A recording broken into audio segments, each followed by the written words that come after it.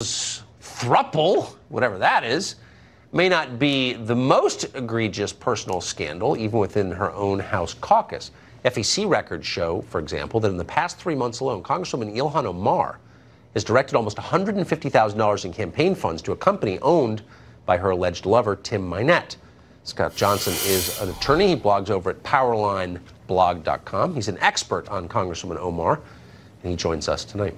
So, Scott, thanks for coming on. Tell us what this means. She's sending money to her boyfriend's company. Why, and is that legal? Well, I'm sure their relationship must have started on some kind of a professional basis, and that is his business. He's in political consulting and fundraising. But the question it raises is whether she's using campaign funds for personal purposes.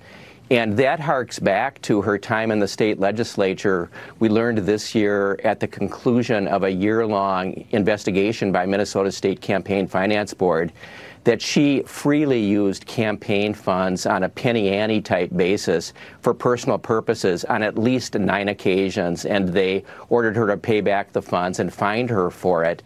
And I would say, you know, there are complaints that have been made to the FEC related to the facts that you laid out about her financial relationship with her lover.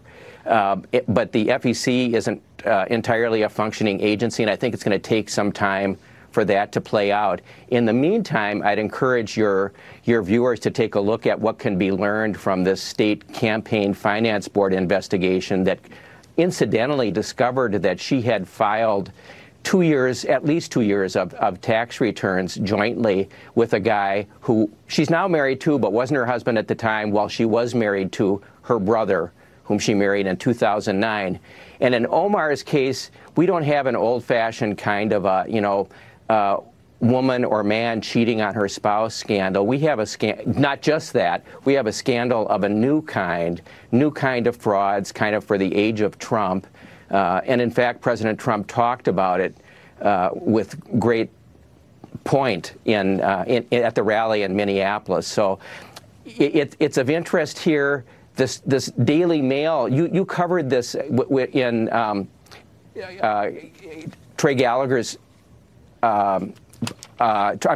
Gallagher's hit last night on the Daily Mail story, which has had a huge impact here in the Somali community.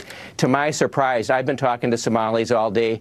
This segment is live on my friend Zerda Sheikh's Facebook page tonight because of interest in the Somali community about this Daily Mail story that is a classic stakeout on her affair with this fundraiser. And I thought the story was more of the same. This is the second or third Daily Mail story, Tucker, on her affair. But this one had a photo of the guy carrying in what looks to be like a 6-pack of Stella Artois into their apartment in D.C. And that has really added kind of insult to injury, especially in the clan that her husband belongs to here, the Hawiya clan. That this thing has gone from disgrace and disgust. Exactly. Yeah. As I say, she is a fraud in every respect.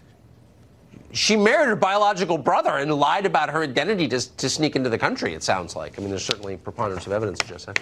Scott Johnson, really the world's expert on this subject. We're grateful for your expertise. Thank you. Thank you for having me on, Tucker. Well, the